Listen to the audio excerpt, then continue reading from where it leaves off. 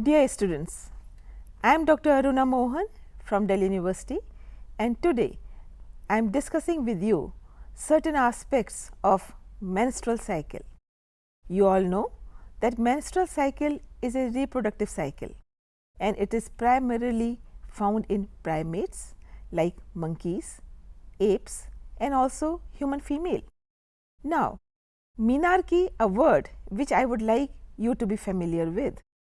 Menarche is the first bleeding or first reproductive cycle in a human female or first menstrual cycle. So, menarche is initiation of menstruation in human female, whereas menopause is going to be the last cycle or the end cycle of a reproductive period. Also, here I would like to emphasize that if there is menstrual bleeding and if there is a regular menstrual cycle, that means the female is fertile. So, it is an indication of good fertility in a female. Now, let us discuss more about this reproductive cycle. Before I go into detail, you should also be familiar with another word which is parallel to this, estrous cycle. Estrous cycle is 4-day cycle, a reproductive cycle found in rats, but menstrual cycle which is found in primates is of 28 days duration. Here is the diagrammatic representation of menstrual cycle. In the previous sessions, we have discussed about ovary, the ovarian follicles, the Graafian follicle, the corpus luteum and the corpus albicans. Now, let us apply that knowledge for the understanding of menstrual cycle. You can see in this diagram that to start with, the follicle is immature and it is becoming mature gradually. It is happening under the influence of follicle stimulating hormone or FSH from anterior pituitary. Follicle stimulating hormone will stimulate the ovarian follicle. Here, stimulation is equal to growth or enlargement or maturation.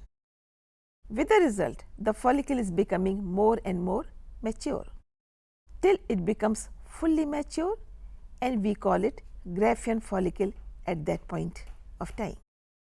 This takes around 14 days. I will again take you back to make you understand the process. I said FSH is coming from anterior pituitary, acting on ovarian follicles.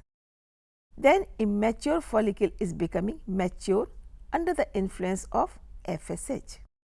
Now, this mature follicle is called Graafian follicle, and this Graafian follicle becomes source of estrogen, one of the 2 sex hormones in human female. Now, this follicle is ready for ovulation, and ovulation takes place in mid-cycle. Our cycle is of 28 days. That means ovulation should be around 14th day. This will also mean, suppose a girl is having cycle of 30 days, then ovulation may be around 15th day, or if girl is having cycle of 26 days, then it will be around 13th day, but normal length is considered 28 days. We have understood the role of FSH and estrogen. We can see now that because of FSH, the follicle was growing, and because of growth of follicle, estrogen was released. So, we can say this phase follicular phase or estrogen phase, and this is the story of 14 days.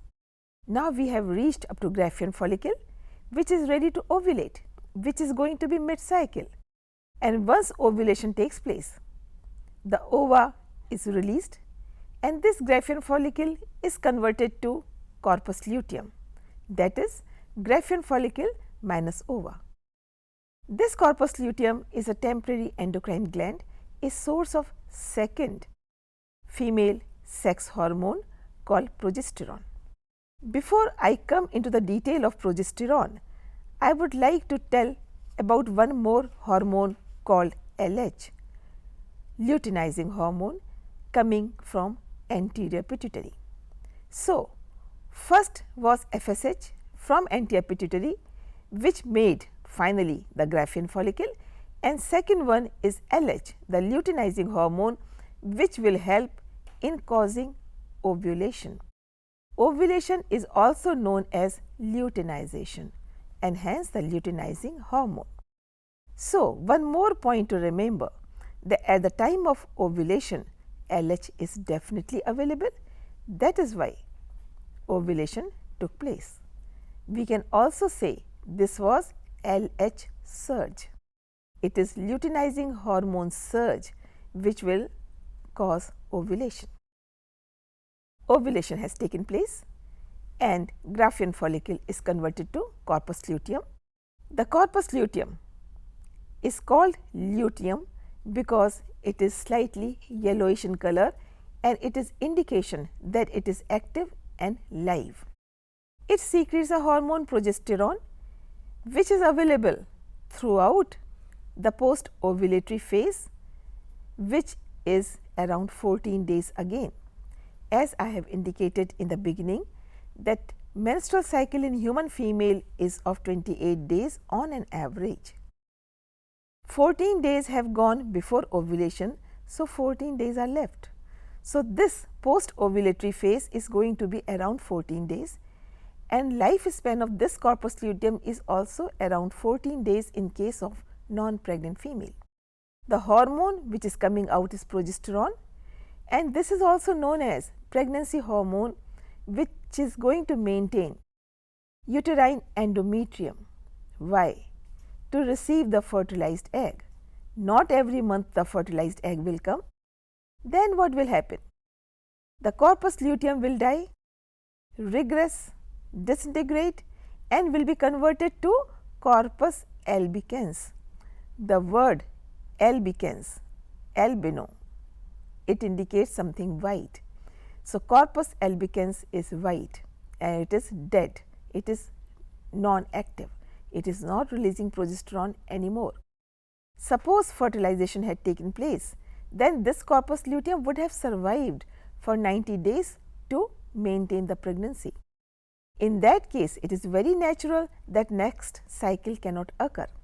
I will come into detail of this a little later. Because progesterone is available in second half of the cycle, post ovulatory cycle, that is why we can also say post ovulatory cycle as secretory phase. So, pre-ovulatory or follicular phase and post ovulatory or secretory phase. Now, in absence of pregnancy, in absence of fertilization, corpus luteum will die on 14th day, hence progesterone will not be available. Now, neither FSH is there nor estrogen is there because Graafian follicle died after ovulation. LH is also not there because ovulation had taken place.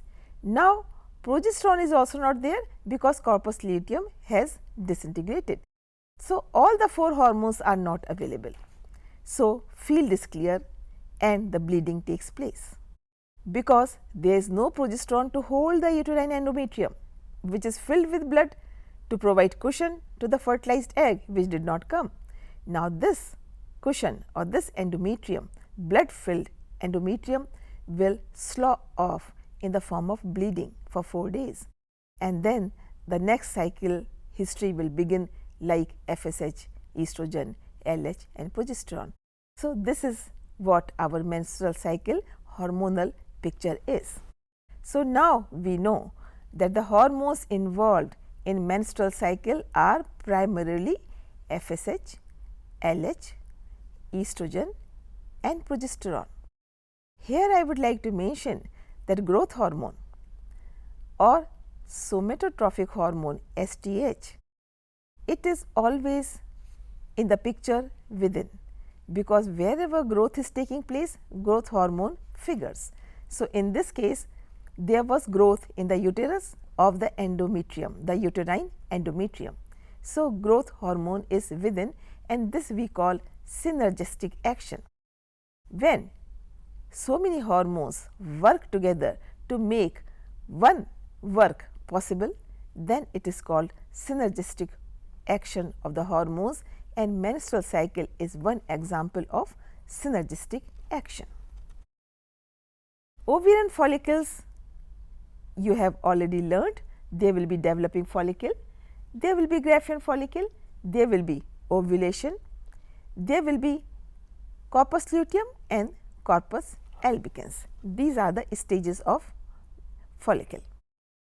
Coming to fertilization, once ovum has come out, ovulation has taken place. Now, if sperm is available, then fertilization will take place. I think we have made this point clear in our previous sessions also, that life of ova in female body is 48 hours and life of sperm in the female body is also 48 hours. So, it is important that when sperm is available in female reproductive tract, at that time ova should be available, and by now students, you know that ova is available on 14th day or mid cycle, 14th day of the cycle or mid cycle. That means our fertility period is going to be around ovulation 2 days before and 2 days after. If ova has come on 14th day and sperm was introduced on 12th day, okay, this sperm is going to be alive for 2 days by the time ova comes. Or if ova came on 14th day and sperms were introduced on 15th or 16th day, then also fertilization may take place because ova is alive for 2 days. That means our fertility period is 4 days, 2 days before ovulation and 2 days after ovulation.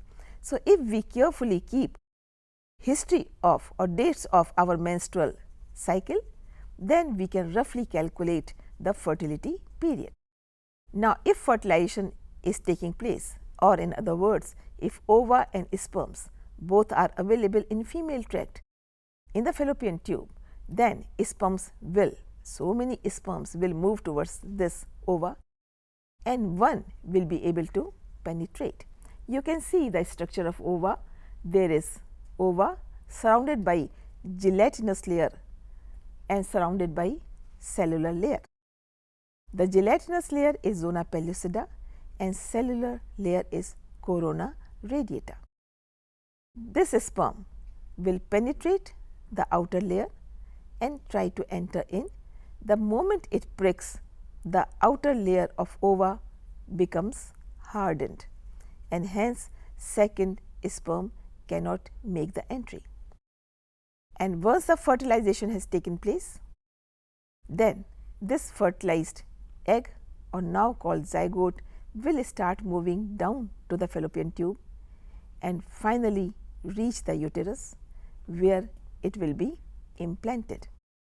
So, you can understand that value of menstrual cycle is that we are able to produce ova which can be fertilized and the new baby can be formed, and this is one way for the continuation of a species, and hence menstrual cycle in primates is an indication of fertility. With this, I come to the end of this session. Thank you.